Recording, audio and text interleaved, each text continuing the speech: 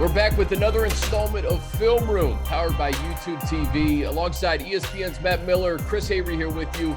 And Matt, day 3 for the Chargers, 5 selections. We're going to break down plays from each of these guys. Yeah, I'm excited for it, Chris. Day 3 is where your team is built, not all first, second, and third rounders, and I think the Chargers got some good ones. Let's just get to round 4. Chris Rumph II, number 118 overall, a 2-time All-ACC selection for the Blue Devils. Going to get after quarterbacks in the AFC West now, Matt. Yeah, and I love Chris Rumph. I know that he was a player we talked about when we connected on day 3 of the draft, that he is so explosive, but he's also so nuanced for the position. And his dad, who is a defensive coach with the Chicago Bears, has been with the Houston Texans, has obviously coached Chris up a little bit. So let's take a look at what he does. Again, this is a more likely a stand-up edge rusher, down kind of near the bottom of your screen. His ability to use that length and then let's just close and get to the quarterback. And he finishes with violence, which is one of my favorite things. He's not just getting to the quarterback and tapping him on the head. He's closing with violence. So again, we see him standing up. He uses that length and then closing speed on the quarterback. Now, he has that speed to close on the quarterback, and it is impressive. That's what I love about his game. Now, against Virginia Tech, left defensive end, hand in the dirt. He gives that little shoulder shake again. But what I love here, he's using that length that is a trademark of his game. He's using his hands to get away from this right tackle, and then he closes on the quarterback. Is still disruptive. So the ability to fight for this play, to keep it alive, super impressive. But watch it from this angle. You see, boom, long arm, fights with his hands, and then has the power to disconnect and then find the quarterback. Just that alone, being able to re-find the quarterback, being able to, okay, I had to hand fight here a little bit. I'm off my guy. Where's the quarterback? Okay, I got him, and he's going down. That is veteran level play from Chris Rumph. All right, Matt, next guy, Brenden Jaimes, number 159 overall. This is a guy who started 40 straight games at Nebraska, set a school record by an offensive lineman, another guy to protect Justin Herbert and help in the run game. Yeah, this is a big component of his game, is that consistency and the experience. 40-plus games, you're getting someone who's been well-developed. And as you mentioned, you're getting someone who can help not only protect Justin Herbert at the right tackle position, but somebody who's going to help a lot in the run game. And the way that he fires out of his stance, there's some aggression there. Now, there are some technical things that need cleaned up. That's why he was available at this point in the draft. He has to play with his head up better. That's going to be a consistent theme that we see throughout this tape, is play with the head up better, right? But the ability to fire out of that stance, to be quick, to be impactful, that's one of the biggest keys to his game. And again, that's Ohio State. That's a very good defensive line. And we're going to see in a pass set, his ability to lock out and maintain at the line of scrimmage. Not every rep has to be a win here. Excuse me, on a run play where you give that RPO look, not every play has to be a pancake. Sometimes you're wanting to just maintain. You're wanting to not lose the rep. His ability to control here, he locks out, he controls that long arm from the defensive end, the inside zone play happens. So again, we're getting good consistency from his game, but you have 40 starts at right tackle at Nebraska. That translates well to the NFL. All right, what do we got here from Nick Niemann? This is a guy too, Matt, where, special teams, the Chargers obviously need some special teams help this offseason. And then you add to that depth with Kenneth Murray, Drew Tranquill, Kaiser White.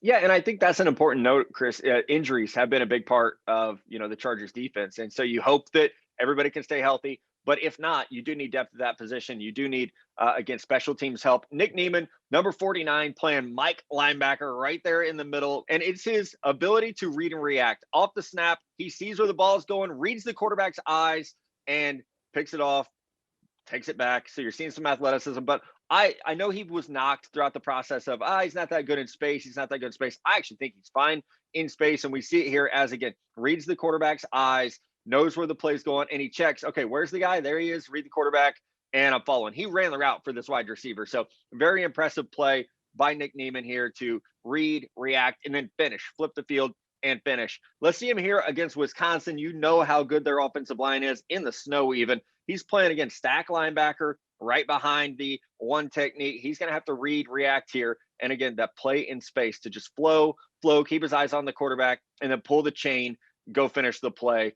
Love the fact here that he doesn't overcommit. He doesn't commit to the quarterback until he has to, because he has to keep the middle of the field protected, right? Because there is a route coming behind him. So just good football IQ, the experience. You can see him checking. Where's that tight end? Where's that tight end? Okay, the quarterback pulls the ball down. Now I'm going to run the alley. Now I'm going to pull the chain and get this quarterback down. This is a good linebacker depth chart, obviously, with the Chargers, but I would not be surprised if year 2, Year 3, just like his brother did in Kansas City, where they had big money free agents, they drafted guys, and they cannot keep him off the field. So don't be surprised if Nick does the same thing with the Chargers. All right, Matt, let's move to 198 overall, Larry Rountree III. And what I love about this pick, we all know about Missouri legend Brad Smith. If it wasn't for Brad Smith, Rountree would be the all-time leading rusher at Missouri right. and all-time rushing touchdowns leader.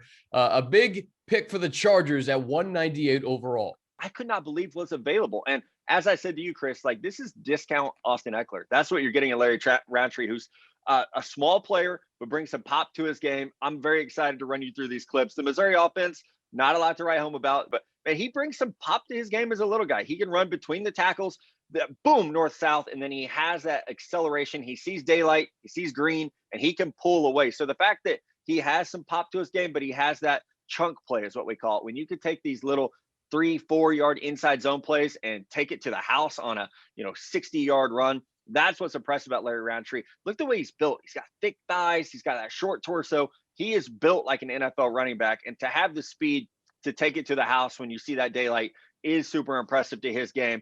Let's see a little bit of better competition here against Oklahoma State. Rountree is everything that I think you want as a third down running back, And that's his ability here to play in space off the option pitch, make the first guy miss, and then he gets north-south. And he finds daylight, and he's fast enough to get, when he hits that daylight, to take advantage of it. Does a great job following the blocker, being aware down the field. But I don't think his home run potential was highlighted enough in this draft process where we focus so much on the top running backs, Najee Harris, Travis Etienne. Larry Rountree was one of the best running backs in the SEC for the past 2 years, arguably 3 years, for a reason. And it's plays like this where he has the agility to make that guy miss, run through contact one more time, and then he's like, deuces, I'm out of here. I'm outrunning all of you to the end zone because I'm tired of you touching my legs. He's so good in the open field, and that's what should excite folks. All right, Matt, final pick, Mark Webb out of Georgia, the fourth secondary player from the Bulldogs selected in this draft. And obviously, Brandon Staley has had a high success rate developing defensive backs. He absolutely has. I mean, you look at the Rams, they're not all Jalen Ramsey, right? They're not all first-round picks. And I think that's where this late-round developmental type safety, hybrid corner player who we saw at the Senior Bowl where he had a very impressive week. There's not a lot of production at Georgia that you can point to because that was a loaded secondary, but this is traits, again, somebody who could play a couple different spots in your secondary. Let's run through the tape here. He's number 23. He's going to be near the top of your screen in the slot here. And we're seeing him play some slot corner, which I think is valuable as everybody's in nickel and dime so much of the time in the NFL now. Seeing Mark Webb have that ability, he's a little bit of a shorter, stockier prospect. So he's going to play some slot here where you're going to have to impact the run. You're going to have to cover up tight ends, running backs, everybody who gets motioned out. But the quickness, and again, it's a zone drop. He reads the field exceptionally well. You want to watch his feet, his hips, his balance. Those are the things when you're scouting a DB, especially on the All-22 tape, which we're lucky to have. That's what you're looking for. It's not always, did he catch the interception? Let's go back to those Missouri Tigers against Larry Rountree and this defense. Again, he was in outside, he motions into the slot, and he's just reading the tight end here. And we see him in man coverage. We'd like to see him get his head around, but his ability to stay in phase, to be physical, to be aggressive, to deflect this ball and set something up for his teammates. Those are the things you're looking for, right? The awareness. Will you fight for the ball? What is your body positioning like? So again, we're talking about a late round pick. There's some development that has to happen. Got to whip that head around in the NFL. But the way he closes on the ball, the way he carries this tight end and man coverage leads you to believe that he could do that at the next level. Matt, of these five guys selected on day 3 by the Chargers, which one do you think will have the biggest impact on the 2021 season? Oh, man, there's a lot of good players to choose from. I got to go with Larry Rountree, whether it's as a kick and punt returner, whether it's as depth in the backfield. As you know, I'm so excited for his ability. I think he's going to be a steal in this draft. So what he brings in the pass game, the pop he brings as a runner, and then those daylight runs that we highlighted, he's someone that I'm very excited about. Well, we've had a blast doing this with you all throughout the draft process. That's ESPN's Matt Miller in the film room, powered by YouTube TV.